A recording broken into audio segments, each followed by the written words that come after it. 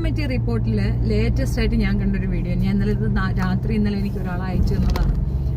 ഞാനിത് മുഴുവൻ കാണാനും തയ്യാറായില്ലായിരുന്നു. ഒന്നാമത്തെ കാര്യം എന്ന് പറഞ്ഞാൽ ഇപ്പോഴും നടക്കുന്ന കുറേ അധികം അലിഗേഷൻസ് ഉണ്ടല്ലോ, കുറേ അധികം പേര് ഇങ്ങനെ വന്നിട്ട് അവരാണ് ഇവരാണ് ഇങ്ങനെ കുറേ അലിഗേഷൻ നടക്കുന്നുണ്ടല്ലോ. ഇത് ഞാൻ ഇപ്പൊ ശ്രദ്ധിക്കാറില്ല. പക്ഷേ ഈ പെൺകൊച്ചിന്റെ കേസ് സീരിയസ് ആയിട്ടും ശ്രദ്ധിക്കേണ്ട ഒരു കാര്യം തന്നെയാണ്. വളരെ നന്നായി ആളുകളുടെ പേരൊക്കെ പറഞ്ഞുകൊണ്ട് പുള്ളിക്കാരത്തി അങ്ങോട്ട് പെർഫോം ചെയ്തിട്ടുണ്ട്. ഇത് പെർഫോമൻസ് എന്നല്ല പറയാ, റിയാലിറ്റി. കുട്ടിക്ക് അത് പറയുമ്പോഴൊക്കെ ഭയങ്കര സങ്കടമുണ്ട് കേട്ടോ. എന്നാലും ഉള്ളതുപോലെ അങ്ങ് പറഞ്ഞു എന്നുള്ളതാണ് ഇതിന്റെ ഏറ്റവും വലിയ അഡ്വാൻറ്റേജ് ആയിട്ട് ഞാൻ മനസ്സിലാക്കുന്നത്. നമുക്കത് കേൾക്കാം. You said something to Aksma? What is that? I didn't send anything to Aksma. അമ്മി ഇത് താഴെ പോവിടാ, ഇത് ചെരിഞ്ഞിരിക്കുന്നതാണ് എന്റെ ഫീലിംഗ്. ഇല്ല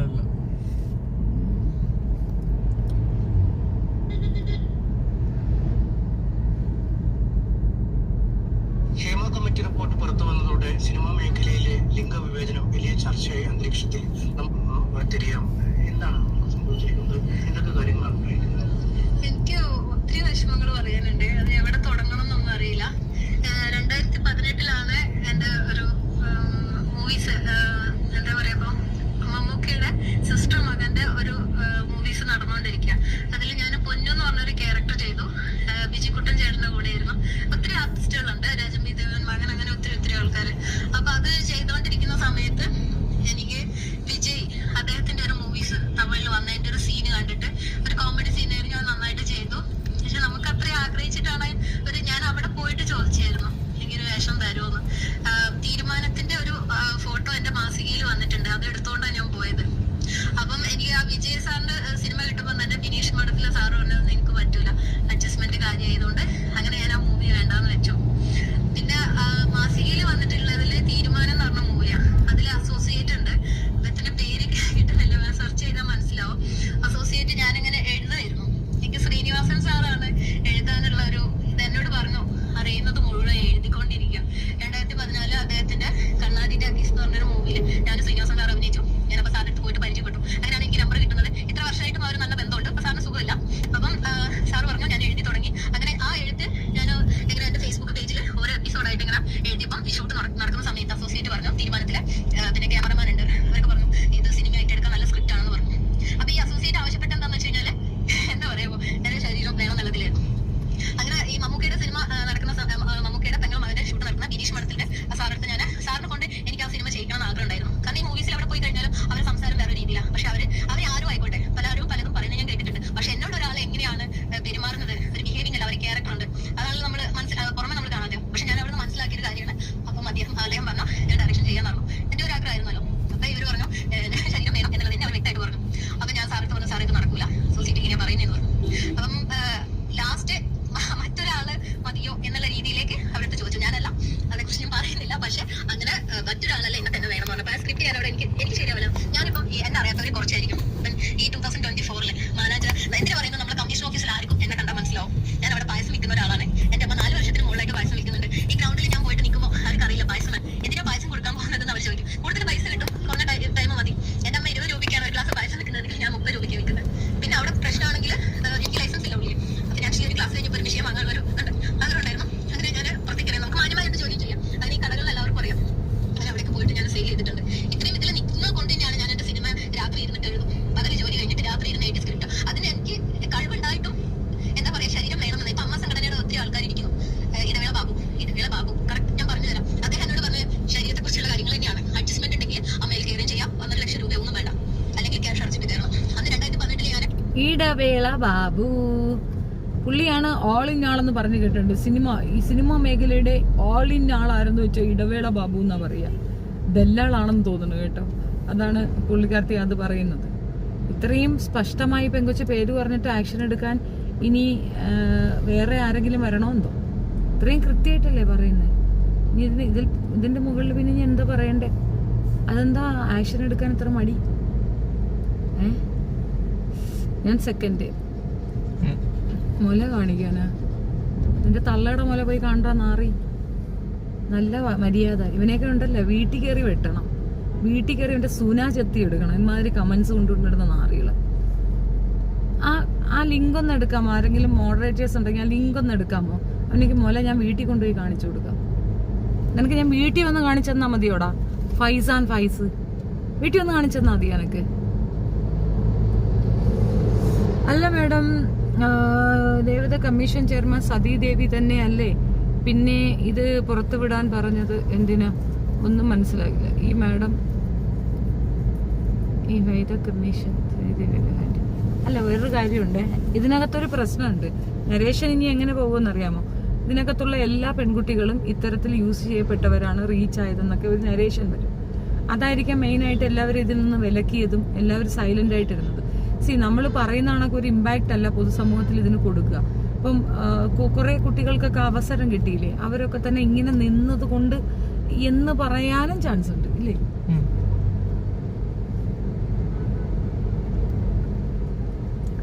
അതിനും ഒരു വഴിയുണ്ട്. അപ്പൊ അതുകൊണ്ട് കൂടെ പലരും മടിച്ചിട്ടുണ്ടാവും. പിന്നെ രഞ്ജിനിയൊക്കെ ലാസ്റ്റ് വന്നത് ആരുടെയോ ഇതുകൊണ്ടാണ്. എന്തായാലും അതിന്റെ പേരില്ലേ നന്ന പൈസ ഇറക്കിയല്ലോ. ഇവർക്ക് ചെലവായതിനേക്കാൾ കൂടുതൽ 1 കോടിയോ 2 കോടിയോ ചെലവായെങ്കിൽ എന്ത്, ഇവർക്ക് അതിനേക്കാൾ കൂടുതൽ പൈസ പോക്കറ്റ് വീണ് കാണും.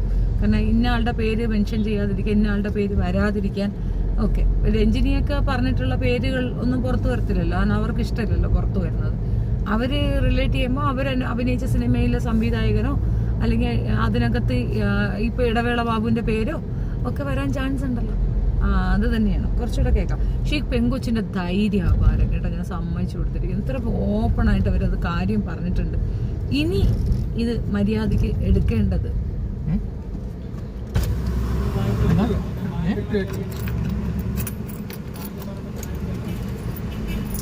ഇങ്ങോട്ട് വന്നപ്പോഴേക്ക് തന്നായിരുന്നല്ലോ 5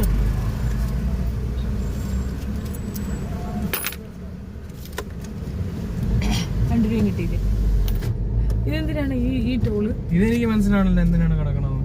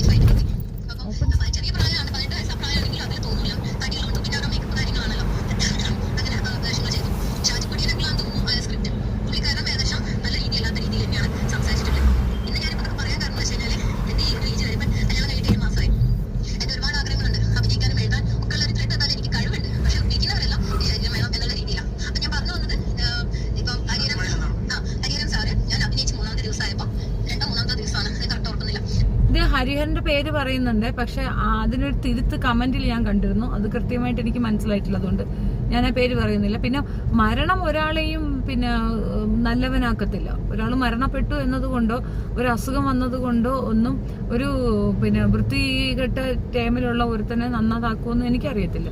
ഈ ജഗദീഷ് ശ്രീമാന്റെ കേസ് തന്നെ, വിതുര കേസിലൊക്കെ പുള്ളി ഉണ്ടായിരുന്നു എന്നാണ് അറിയുന്നത്. പക്ഷെ പുള്ളിക്ക് അങ്ങനെ ഒരു അസുഖം വന്ന ശേഷം പിന്നെ അദ്ദേഹമാണ് ലോകത്തേക്ക് വെച്ച ഏറ്റവും വലിയ മാന്യൻ എന്ന രീതിയിൽ ഒരു ടേമൊക്കെ കൊണ്ടുവരുന്നുണ്ട്. ഇതൊന്നും ഒരാളെ മരണമോ അല്ലെങ്കിൽ ഒരു അസുഖമോ ഒന്നും ഒരു വ്യക്തിയെ നല്ലവനാക്കും എന്നുള്ള ധാരണ തന്നെ തെറ്റാണ്. ആ ധാരണയൊക്കെ തിരുത്തപ്പെടേണ്ടതാണ്.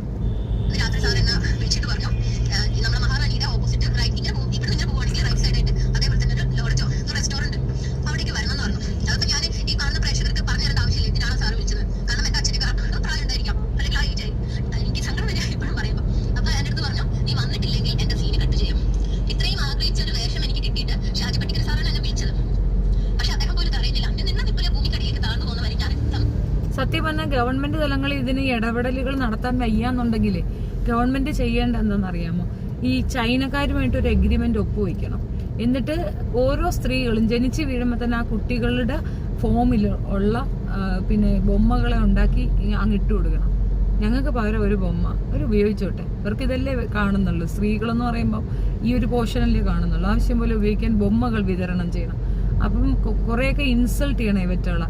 അല്ലാതെ ഇവറ്റുകൾ ഇത് നിർത്തത്തില്ല എന്നുള്ളതാണ്. ഈ ആണുങ്ങളെ മൊത്തം അടച്ചാക്ഷേപിക്കുന്നതല്ല, പക്ഷെ ഇത്തരം ചിന്താധാരകൾ ഇപ്പം തന്നെ ഒരുത്തം വന്നിട്ട് മുല കാണിക്കുമെന്ന് ചോദിക്കുന്ന കേട്ടില്ലേ.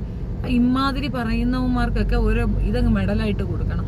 ഇത് തന്നെ ജീവിതമെന്ന് മനങ്ങ് ഇരിക്കട്ടെ എന്ന് വെക്കണം. അല്ലാതെ എന്താ പറയുക, ആ സ്ത്രീക്ക് താല്പര്യമില്ല. ഇപ്പം രണ്ടുപേർക്ക് താല്പര്യത്തോടെ ചെയ്യുന്നതും ഒരാളെ നിർബന്ധിച്ച് ഒരാളെ അതിലേക്ക് തന്നെ ഫോഴ്സ് ചെയ്യിക്കുന്നതും തമ്മിലുള്ള ആ ഒരു അന്തരം മനസ്സിലാവുന്നുണ്ട്.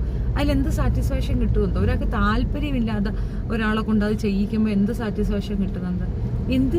എന്ത് മാങ്ങാമടയന്മാരാണെന്നാ. ഇതിനേ തുനിഞ്ഞു നടക്കുന്ന പെണ്ണുങ്ങളും ഉണ്ട്. അവരെ നോക്കിയാൽ പോരെ. ഇതിന് മാത്രം അവരെന്ത് തരത്തിലുള്ള ഇതിനും തയ്യാറാകുന്നവരും ഉണ്ട്. അത് നോക്കിയിട്ടങ്ങ് കയറിയാൽ പോരായോ?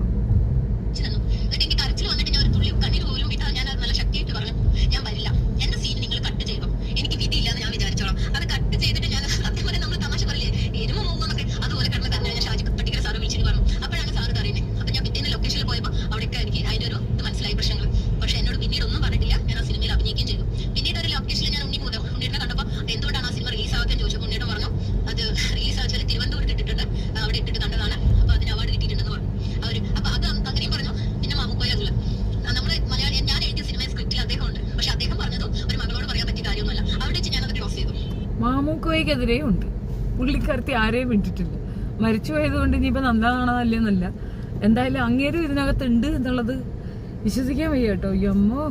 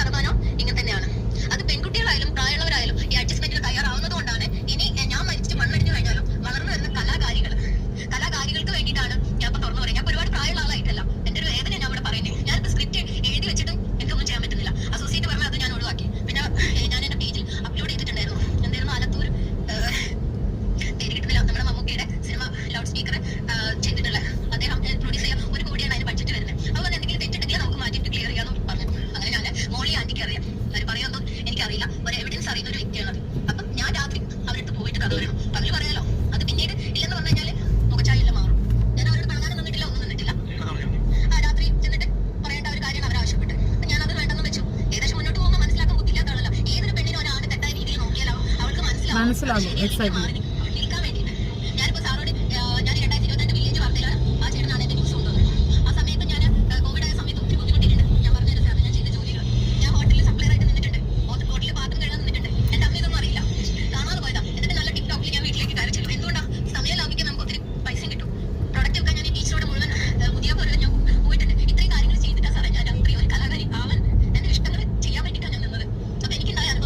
സിനിമയിൽ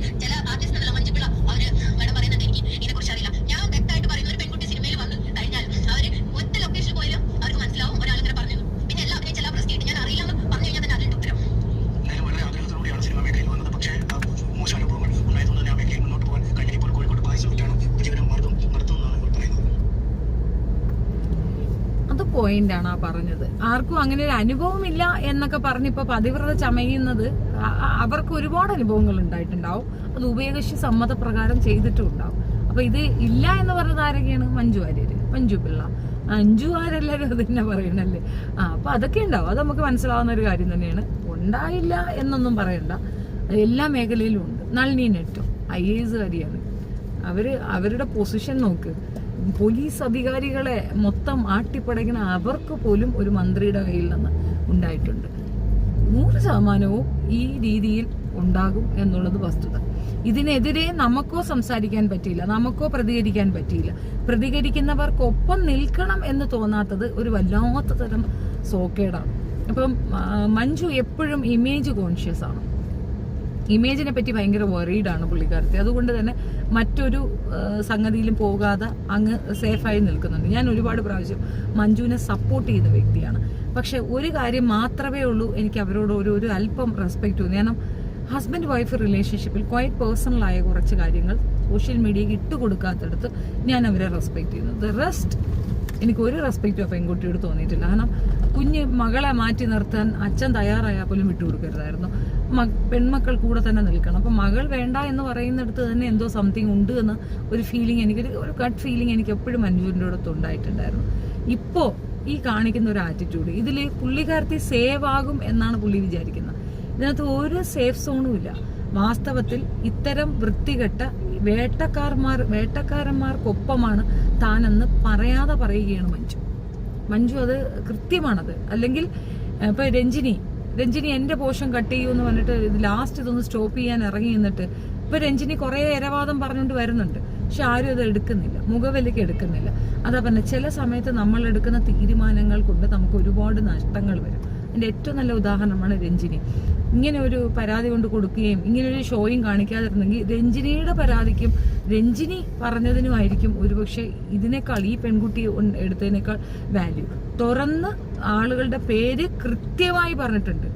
ഇനി എന്താണ് ചൊറിയാൻ സാറിന് ഇതങ്ങോട്ട് എടുക്കാൻ ബുദ്ധിമുട്ടുണ്ട്? സൈ ചൊറിയാൻ പറഞ്ഞ പരാതികളെ കിട്ടിയിട്ടില്ല, പരാതികളെ കണ്ടിട്ടില്ല, പരാതിയേ ഇല്ല. ഞാൻ ഇത്ര വർഷമായിട്ട് ഞാൻ ഇങ്ങനെ ഇരിക്കുന്നത്, ഇത് പബ്ലിക്കലി ആ കൊച്ചൊന്ന് പറയുന്നത്. ഇനി എന്താ പ്രശ്നം? ഇവരൊക്കെ മിസ്ബിഹേവ് ചെയ്തു എന്ന് പറയുന്നത് തെളിവല്ലയോ? ഇനി ഈ വനിതാ കമ്മീഷൻ എന്ന് പറയുന്ന വാഴ ജന്മങ്ങൾ അവിടെ നിന്ന് അങ്ങ് എഴുന്നേറ്റ് അങ്ങ് പോകുന്നതിന് എന്തോ വേണം, അതൊന്ന് പിരിച്ചുവിടുന്നതിന് വല്ലതും വേണം. സ്റ്റേറ്റിൽ പിന്നെയും, അതായത് സെൻട്രലിൽ പിന്നെയും ബോധമുള്ളവരുണ്ട്. ഈ സ്റ്റേറ്റിൽ ഇരിക്കുന്നവർ വേറെ മണ്ടത്തികളുമാണെന്നുള്ളതിന്റെ തെളിവാണ്. ഇത്ര വലിയൊരു ഇഷ്യൂ നടന്നിട്ടും സ്വമേധയാ പോലും ഈ പരാതി എടുക്കുകയോ കേസ്. ഇനി ഈ വാർത്ത മുക്കുമില്ലെന്നൊന്നും എനിക്കറിയത്തില്ല. പക്ഷെ ആ പെൺകൊച്ച് വളരെ ആത്മാർത്ഥമായി ഇടവേള ബാബുവിനെയൊക്കെ പേരെടുത്ത് പറയുന്നുണ്ട്. മമ്മൂക്കയിൽ നിന്ന് ഇനിയിപ്പോ ഒന്നും ചെയ്യാക്കത്തിൽ മരണപ്പെട്ടു പോയ ആൾക്കാരാണ്, ഹരിഹരനും അതന്നെ. പക്ഷെ ഇടവേള ബാബുവിനെ കൃത്യമായിട്ട് പറയുന്നുണ്ടല്ലോ, മരിച്ചുപോയില്ലല്ലോ. അയാളെയൊക്കെ കൂടോടെ പൊക്കിയാൽ ഇതിന്റെ പിന്നിലുള്ള ഒരുപാട് കഥകൾ പുറത്തേക്ക് വരും. ഇനി ആർക്കെങ്കിലും ഇതുപോലെ മിസ്ബിഹേവ് പറ്റി അപകടങ്ങൾ, അതായത് ഇതുപോലെ ഉണ്ടായിട്ടുണ്ടെങ്കിൽ ധൈര്യസമേതം മുന്നോട്ട് വരിക എന്നുള്ളതാണ്. നമ്മൾ ജീവിച്ചു, തിന്നു, ഉടുത്തു, ഉറങ്ങി, നമ്മൾ നന്നായി പോയി എന്നതിനപ്പുറം നമുക്കൊരു കമ്മിറ്റ്മെന്റ് ഉണ്ട് സമൂഹത്തിനോട്. ആ കമ്മിറ്റ്മെന്റ് അത് നമ്മൾ തീർച്ചയായിട്ടും ഇതുപോലുള്ള കാര്യങ്ങൾ പ്രവർത്തിച്ച് കാണിച്ചു കൊടുക്കണം. ശരിയാണ്, നമുക്ക് ഒരുപാട് കല്ലേറുകൾ ഉണ്ടാവും, ഒറ്റപ്പെടുത്തലുകൾ വരും, നമുക്ക് അവസരങ്ങൾ നിഷേധിക്കപ്പെടും, ഒരുപാട് രീതിയിൽ നമ്മൾ പ്രോബ്ലംസ് ഫേസ് ചെയ്യേണ്ടി വരും. ബട്ട് അത് ചെയ്താൽ അത് കിട്ടുന്ന ഒരു ബെനിഫിറ്റ് ആലോചിച്ച് നോക്കും. നമ്മളെ കാരണം 10 പേർക്ക് അതുകൊണ്ട് ഉപകാരം ഉണ്ടാവുന്നുണ്ടെങ്കിൽ ചെറിയ കാര്യമാണ്. മഞ്ജു വാര്യർ WCCയിൽ കയറിയിട്ട് ഇങ്ങനെ ഒരു സാധനം ഉണ്ടാക്കിയെടുത്ത് ദിലീപിനോടുള്ള റിവെഞ്ച് മാത്രമായിട്ടാണ് ഫീൽ ചെയ്യണം. റിവെഞ്ച് മാത്രമാണ് അതിനകത്ത് അവര് ഉദ്ദേശിച്ചതും അത് അവർ സക്സീഡ് ചെയ്യുകയും ചെയ്തിരുന്നു. അതിലിപ്പോഴും ദിലീപും കാവ്യമാധവനും നന്നായിട്ട് കഷ്ടപ്പെടുന്നുമുണ്ട് ഇല്ലേ? ഇപ്പോഴും കാവ്യമാധവൻ ഈ ക്രൈം ചെയ്തിട്ടുണ്ടോ ഇല്ലയോ എന്നുള്ളത് ഇന്നും വ്യക്തമല്ല. അവർ വിവാഹമോചനം കഴിഞ്ഞ ശേഷം മാത്രമാണ് അവർ വിവാഹം കഴിച്ചിട്ടുള്ളത്. പക്ഷെ എന്നാലും എടുത്തു ഉടുക്കുന്നുണ്ട് ആൾക്കാർ അവരെ. അപ്പൊ അതിന്റെ ആ ഒരു ടേമിന് വേണ്ടിയിട്ട് മാത്രമാണ് മഞ്ജു അങ്ങനെ ഒരു കളി കളിച്ചിട്ടുള്ളത്. അല്ലാതെ മഞ്ജുവിന് യാതൊരു ആത്മാർത്ഥതയും പൊതുസമൂഹത്തിനോടുള്ളതായിട്ട് എനിക്ക് ഫീൽ ചെയ്തില്ല. ഹായ് ഷെഫീനത്ത, നമസ്കാരം. എനിക്ക് അത് എൻ്റെ ഒരു പേഴ്സണൽ അഭിപ്രായമാണ്. മഞ്ജു മിണ്ടാതിരിക്കുന്നു എനിക്ക്, അല്ലെങ്കിൽ എനിക്ക് ഇങ്ങനെ ഒരു അനുഭവമില്ല എന്നൊക്കെ പറഞ്ഞത് കള്ളത്തരമാണെന്ന് വളരെ വ്യക്തമാണ്. അതിനകത്ത് ഇനി പിന്നെ മഞ്ജു വായി തുറന്നില്ല എനിക്ക് ഉണ്ടാവാത്ത കാര്യം ഉണ്ടായി എന്ന് പറയാം, ശരിയായിരിക്കാം, ഉണ്ടാവത്തില്ല. സമ്മതിച്ചു. ഇങ്ങനെ ഒരു സാധനമേ ഇല്ല, എനിക്ക് ഇങ്ങനത്തെ ഒരു അനുഭവമേ ഇല്ല എന്ന് പറയുമ്പോൾ ശരിയാ, പതിവ്രതയാണെന്നുള്ള സർട്ടിഫിക്കറ്റ് അല്ല നമ്മളങ്ങ് കൊടുത്താൽ പോരെ. Manju is A Pativrata girl, ഞാൻ കൊടുത്തു സർട്ടിഫിക്കറ്റ്, എൻ്റെ വകയുള്ള സർട്ടിഫിക്കറ്റാണിത്. ഈ പെൺകുട്ടിക്ക് നീതി കിട്ടണം. ഇനി ഇതിനെ ഏതൊക്കെ രീതിയിൽ അറ്റാക്ക് ഉണ്ടാകുമോ ഇല്ല, അറ്റാക്കിനൊന്നും ചാൻസ് ഇല്ല, കാരണം ഈ കേസ് എടുക്കുക പോലും ഇല്ല. കാരണം ഇങ്ങനെയുള്ളവർക്ക് വേണ്ടിയിട്ട് മാത്രമാണ് ഇപ്പോഴത്തെ ഒരു ഭരണം നിൽക്കുന്നത്. അല്ലെങ്കിൽ ഈ ഒരു കമ്മിറ്റി പുറത്തു കൊണ്ടുവരിക എന്നതിന്റെ അർത്ഥം കമ്മിറ്റിയിൽ ആ റിപ്പോർട്ടിൽ അല്ലെങ്കിൽ ഈ ഒരു റിപ്പോർട്ടിൽ എന്താണോ കണ്ടത് അത് പൊതുജനങ്ങളിലേക്ക് എത്തിക്കുക എന്നുള്ളത് മാത്രമാണോ? അത് മാത്രമാണോ ഉദ്ദേശം? അതല്ലല്ലോ. അതിനകത്ത് എന്ത് നടപടി സർക്കാർ എടുക്കുന്നു എന്നുള്ളവർ എല്ലാവരും ക്യൂരിയോസിറ്റിയോട് നോക്കുന്ന ഒരു കാര്യമല്ലേ. അപ്പൊ തീർച്ചയായിട്ടും കമ്മിറ്റി റിപ്പോർട്ട് പുറത്തു വന്നത് കൊണ്ട് മാത്രം ആർക്കെങ്കിലും എന്തെങ്കിലും ബെനിഫിറ്റ് ഉണ്ടോ? എന്താണ് അതിനകത്ത് ഇവരുടെ ആക്ഷൻ എന്താണ്? അപ്പൊ ഇനി കൂടുതൽ ആൾക്കാർ ഇപ്പൊ ഒരു ഇതിനകത്ത് കുറച്ചു പേര് സീരിയസ് ആയിട്ട് ആക്ഷൻ എടുക്കുകയാണെന്നുണ്ടെങ്കിൽ ഇനിയും കുറച്ചധികം പേര് ഇതേ കംപ്ലൈന്റുകൾ ഓപ്പൺ ആയിട്ട് ധൈര്യത്തോടു കൂടി പുറത്തേക്ക് വന്ന് പറയും. ശരിയല്ലേ? പക്ഷെ ഇതിനകത്ത് പ്രത്യേകിച്ച് ആക്ഷൻ ഒന്നും ഇല്ലാന്നുണ്ടെങ്കിൽ പിന്നെ എന്തുവാ? I don't know. എന്തായാലും കൊള്ളാം. ആ പെൺകുട്ടിക്ക് പ്രൊട്ടക്ഷൻ കിട്ടിയാൽ നല്ലത്. ഇനി അതിനെ ഇനി എന്ത് ചെയ്യുന്നെന്ന് അറിയത്തില്ല. ഇവന്മാരുടെയൊക്കെ കയ്യിൽ നല്ല പൈസയുണ്ട്, മനസ്സിലായോ? അത് ഉപയോഗിച്ചൊരു മാക്സിമം ഉപദ്രവിക്കാൻ ശ്രമിക്കും. അതാണ് ഇനി ഭയക്കേണ്ടത്. ഞാൻ കുട്ടിയുടെ സെക്യൂരിറ്റിയുടെ കാര്യത്തിൽ ഒരു തീരുമാനം ഇല്ല എന്നുള്ളത് വസ്തുത.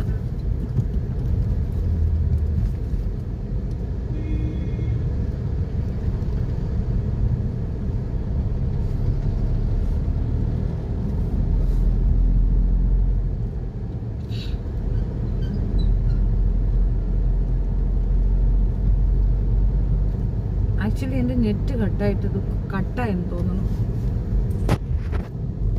കേട്ടാ. ലൈവ് കട്ടായി.